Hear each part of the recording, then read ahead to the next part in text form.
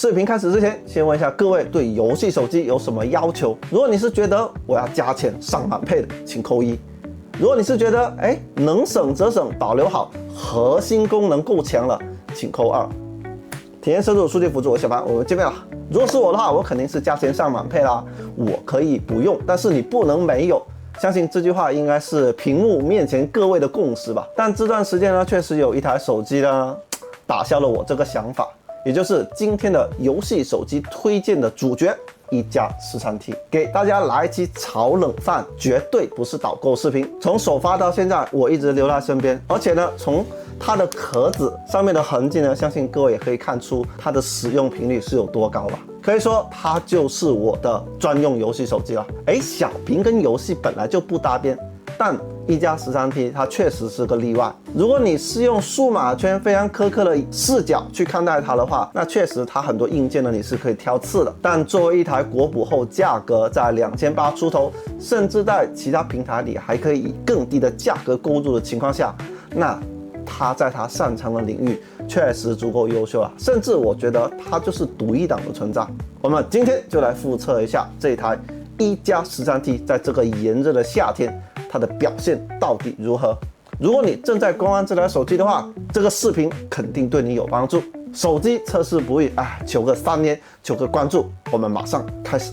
你在3000左右这个价位段选手机不可能面面俱到的。如果你的要求呢是性价比够高，且你的核心需求呢就是处理器够好，游戏给力，日常使用系统流畅，且还要续航不错，甚至你还再加一个非常苛刻的要求，我就是要小屏手机。那么这么多要求加起来的话，6.32寸屏幕的一加13T应该是如今市面上在售游戏手机里面的首选了。首先第一个方面就是它的核心够强，是搭载骁龙8至尊安卓最强的处理器加上它拥有一加一直在宣传的那个风驰游戏内核，它的散热呢也堆得足够的猛，处理器的调度呢也足够的激进，所以它的游戏表现呢是可圈可点的。当然我说再多也是纸上谈兵，所以我们直接来看一下它的游戏实测吧。首先是原神的测试，室温27度左右，游戏时间30分钟。我们可以看到它半小时之后最高温度呢是来到43.5度，相对来说呢有一点温热，耗电呢也来到12%，帧率图呢非常的平稳，甚至呢可以比肩一些游戏手机啊。而且大家有没有留意到，我这边呢是开了120帧的，得益于它的风驰游戏内核加成，所以呢它120帧呢非常的稳，而且我们从画面上看呢也没有看到任何插帧的感觉，非常的流畅，清晰度非常的高，这一点一加13T呢可以说是秒杀其他小屏手机了。这位星球雷道这边呢就用非常高的画质来测试，也是60帧，室温也在27度左右，游戏时间依旧是30分钟。它前半段的模拟宇宙呢，它的波动是有的，但是相对来说还是比较平缓，毕竟开了这么高的画质。而后面跑图呢，基本是顶着60帧跑了，非常的稳，过程中几乎是感受不到卡顿了，画面分辨率非常高，非常清晰，而且很流畅。经过刚刚的测试，相信大家也可以看出来，一加13T呢，它的游戏表现就是小屏手机里面超强的存在，甚至我可以说它比肩一些大屏的游戏手机了。所以一般在游戏手机推荐呢，都会有它的身影，因为它就是小屏游戏手机里面的唯一选择。相信这一点大家不会有任何疑义吧？众所周知，游戏都是比较耗电的嘛。所以你在游戏表现好的同时呢，你还得续航好。一加13T这么小的机身，它塞入了一颗6260毫安时的大电池，加上骁龙8至尊优秀的能耗，日常使用的续航可以说是非常夸张。它的亮屏时间呢是可以达到7个半小时，甚至8个小时。哪怕你那天多玩一会游戏，它都能妥妥用一天。甚至你周末有一天我就不想出去，我就想在家玩一天游戏，那也没问题，因为它是有旁路充电的，它可以绕过电池直接给你的主板供电。你这样长时间玩呢，它不会因为充电而导致发热严重。突然要出门，你不怕手机突然间没电了，而且你在玩的过程中呢，不断电才能玩得更尽兴嘛。然后我说到它的有线充呢是80瓦，充电速度呢只能说中规中矩吧。至于无线充，我迫切的要求下一代应该是一加15T 吧，赶紧给它加上了，然后呢再把有线充提升到100瓦，哇，那就完美了。其实一直想找个契机跟大家分享一下，但是一直没有这个时间。那这次借一加13T 呢，来跟大家好好聊一聊 ColorOS 15。因为这段时间买卖手机嘛，所以手上呢会有一些手机的空窗期。那一加13T 呢，就很多时间呢都会作为我的主力机使用。那作为主力机，最重要的是什么？就是系统的流畅度，这一点呢绝对不能拉垮。所以一加13T 除了游戏跟续航给力，系统搭载了 ColorOS 15呢，也算是它一个非常大的优势了。因为这个系统它的口碑有多好，相信大家在网上呢也是可以看得到的。目前国产手机的第一梯队，甚至第一，我都觉得它实至名归。而且作为一加13T，它是一个 T 系列，很多 ColorOS 15上面的新功能呢，都可以第一时间使用到。然后硬件上，一加13T 呢，它也跟进了 OPPO 最新的设计，也就是这个快捷按钮。一开始呢，我觉得，你这个看着似曾相识是吧？但是你使用过之后呢，区别于苹果了。新功能就是它的那个小步记忆，就是你在浏览任何软件的任何页面，只要轻轻按一下这个按钮呢，它就可以帮你保存下来了。而且它不同于软件内部的收藏，因为不同软件它的收藏入口呢都是不一样的，你每次要去找就非常的麻烦。但小步记忆呢，它是一个系统级别的，所有的收藏全部归纳到一个应用里面，呢它会帮你分类，例如软件的分类，哇，那这个时候呢就一目了然你收藏了什么东西了，再去翻看呢就非常的便捷。这一点呢可以说真的是用了就有点回不去了。因为我在使用其他品牌手机的时候，我看到想收藏的东西，我会不自觉的去按这个方向，你知道吗？可以说这个功能呢，在目前所有的手机系统里面呢，没有对手，非常好用，谁用谁知道。而且呢，这恰好也是手机 AI 的一个非常好的表现。而说到 AI， 还要聊到一个功能呢，深度执行的功能。什么意思呢？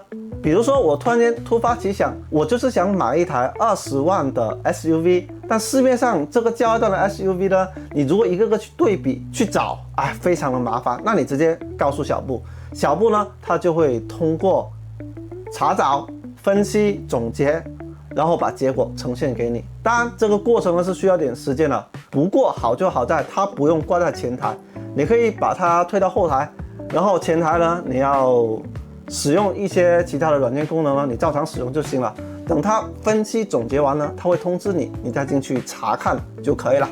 这一点呢可以说是比较便捷了。特别是你临时呢突然间有一些计划想法，但是你又没有时间去琢磨它的时候呢，你先丢给小布，先让他去帮你做第一步的执行，然后他执行完之后，你再去看，再去加入自己的想法或者理解，再去做修改，那这样就非常高效了。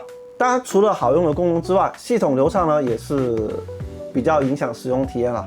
然后给大家演示一个最近很多博主都在玩的小组件堆叠的功能。你可以把不同的组件堆叠在一起，然后通过这个动画，大家就可以看到了，非常的丝滑流畅，非常的跟手。所以落实到你的日常使用体验呢，就是它的系统非常的丝滑流畅。通过这一点呢，也可以看出 OPPO 其实在系统的底层动画的逻辑呢，应该是做足了功夫了，所以我们使用起来呢才会这么舒服。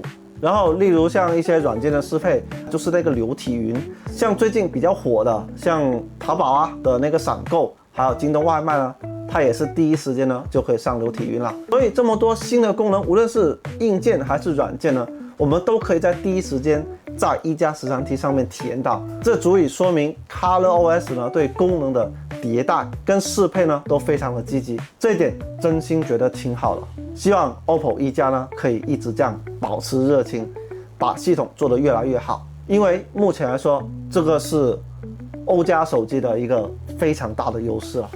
跟大家聊那么多，可以看到一加13T在核心表现呢是非常的强劲的。如果你购机的要求呢是在小屏的基础上，还要续航好，日常使用系统流畅，且游戏方面呢还要够强劲的话，那不妨你可以考虑一下。这是我手上的这台一加13T。当然，这个推荐呢是我自己实打实用出来的感受了。而且在这个价位段的游戏手机，其实说真的，所有的厂商呢都是有所妥协的。例如无线充基本都是没有的，然后就是短焦指纹也基本是标配了。当然，作为一个数码爱好者呢，我肯定是希望手机的堆料呢能够越猛越好了。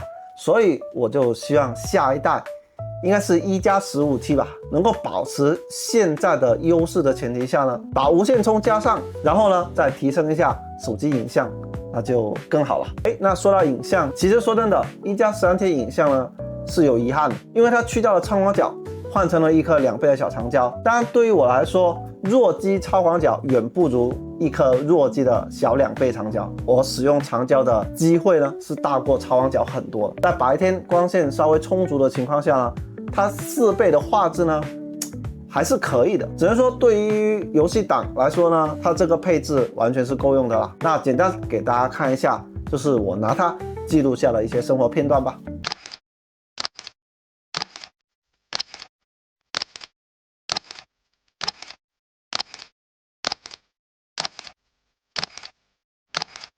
最后还是想跟大家多聊一下，就是它的外观设计。1+13T 的外观设计呢，我是非常喜欢的，因为我觉得一台手机你能够一直持续的使用下去，外观是一个非常重要的因素，眼缘很重要。甚至我希望下一代1+15呢，也可以采用类似的设计。左上角圆角矩形 Deco， 首先它不挡手，第二个非常的简洁耐看。当然设计这种东西见仁见智啊，但是品质感呢，它是一个客观的存在。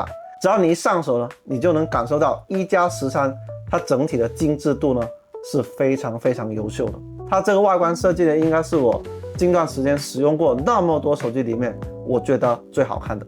那好，来个总结吧。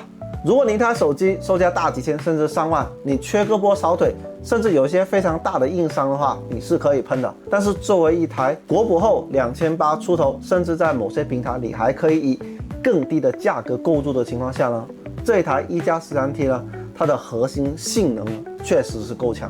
首先，它是一个小屏手机，然后颜值高，游戏强，续航猛，日常使用呢还非常的流畅。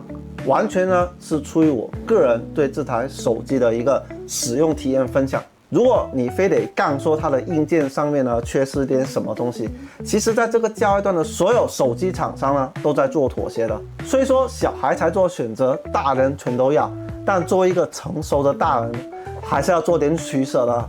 毕竟在这个价位段的游戏手机推荐，你没办法既要又要，特别是安卓领域才兴起的小屏手机，还要游戏好，那1+13T呢，真的是独一档的存在了。那这期视频呢到这里就差不多了。如果你还想看什么手机的复测，或者说什么手机的炒冷饭的话呢，可以留言或者弹幕告诉我。再次希望各位呢可以给个3连，给个关注。测试手机真的非常的不易。那我们就下期视频再见啦，拜拜。